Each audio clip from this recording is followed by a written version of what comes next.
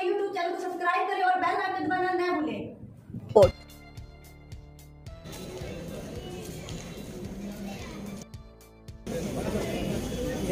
नमस्कार,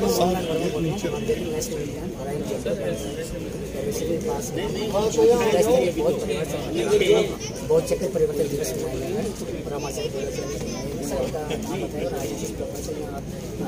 और हमारे अंते विनय पाल के नाम से जाने जाते हैं और बाबा साहब के अधूरे सपने को पूरा करने के मकसद से हम गांव-गांव घूम रहे हैं। राजस्थान में धम्म का प्रचार प्रसार कर रहे हैं और आज का जो कार्यक्रम है ये राजस्थान बौद्ध महासंघ के बैनर तले आयोजन किया गया है और उसमें सभी बुद्धिस्ट परिवार यहाँ बच्चों सहित उपस्थित हैं और उनके मन में एक पीड़ा है कि जो बुद्ध का धम्म है, सधम्म है, दुनिया का श्रेष्ठ धम्म है और दुनिया के सबसे बड़े विद्वान ने जिसे अंगीकार किया है और हमें ये संदेश दिया है कि आपको अगर सुख से जीना है या सुखमय जीवन जीना है या भारत को फिर से सोने की चिड़िया बनाना है या सम्राट अशोक के सपनों का भारत बनाना है तो उसका केवल एकमेव रास्ता है बुद्ध के धम्म को अंगीकार करना और उसका प्रचार प्रसार करना। जब हम बाबा साहब के बारे में देखते हैं कि बुद्ध धम्म के बारे में अभी जैसे 5 दिन पहले भी 5 अक्टूबर को जो कार्यक्रम हुआ था उसमें जिस 22 प्रतिज्ञाएं थी उनको लेकर के बहुत बड़ा बवाल हुआ। तो हम कहना चाह रहे हैं कि उन्होंने ये कहा कि भाई हम ये बातें नहीं मानेंगे। अब वो डायबिटीज़ का पेशेंट है वो तो ये कहेगा मैं मीठा नहीं खाता। अब जो मीठा नहीं खाता है उसकी वजह से मीठा खाने जिनको मीठे से मोहब्बत है, मीठे से प्रेम है, उनके पेट में दर्द क्यों? तो बाबा साहब का जो रास्ता है शुद्ध है। जैसे कोई भी किसी भी सिस्टम को छोड़ करके दूसरे सिस्टम में आता है तो उस सिस्टम में कुछ शर्तें होती हैं, कुछ नियम होते हैं तो उनको पालन करना पड़ता है। जैसे डायबिटीज़ के पेशेंट के लिए ज़रूरी है कि उसको मीठा अवॉइड करना ही पड़ेगा, बिना मीठे को अवॉइड किए उसका इलाज नहीं हो सकता। इसी प्रकार जो बुद्ध के धम्म में आना चाहते हैं उनके लिए बाबा साहब की जो 22 पवित्र प्रतिज्ञाएं हैं वो पहले जरूरी हैं, उसके बाद में त्रिशरण और पंचशील जरूरी है।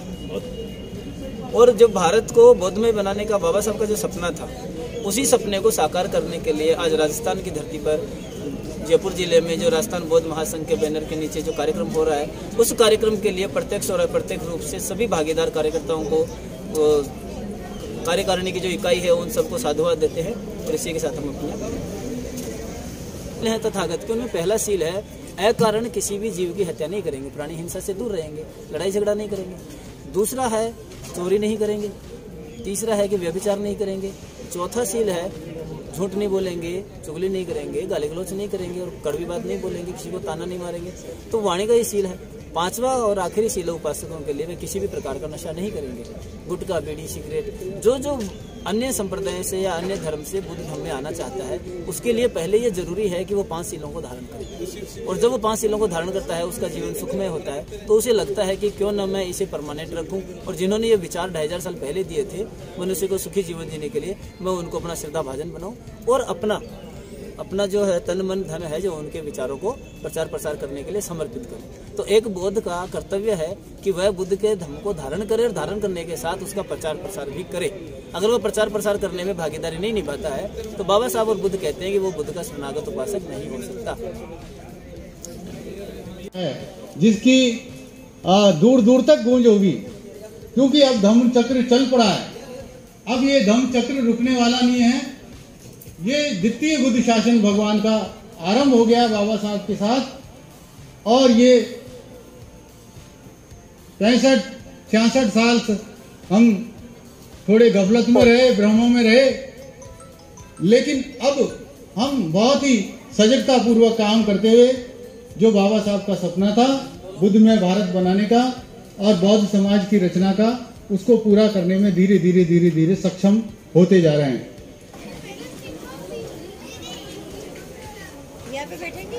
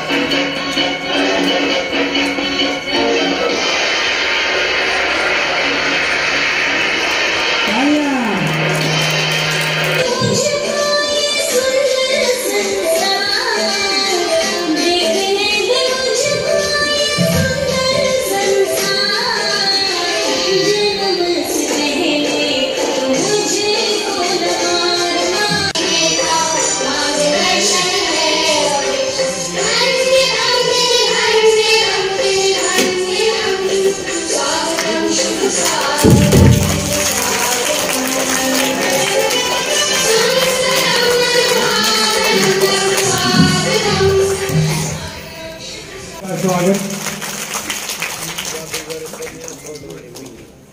अच्छा, मेरे और तहसील अध्यक्ष बस्सी शंकर लाल जी बौद्ध।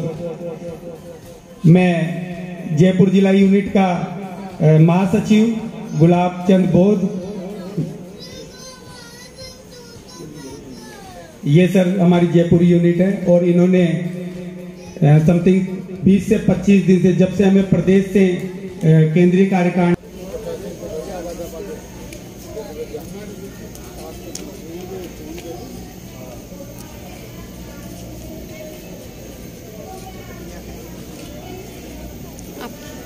बोल तो देता हूँ।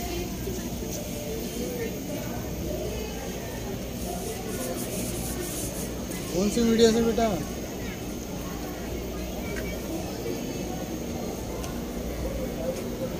ये तो थी अब तक की कुछ खास खबरें। ऐसी ही ताजा खबरों को सबसे पहले देखने के लिए हमारे चैनल को सब्सक्राइब करें।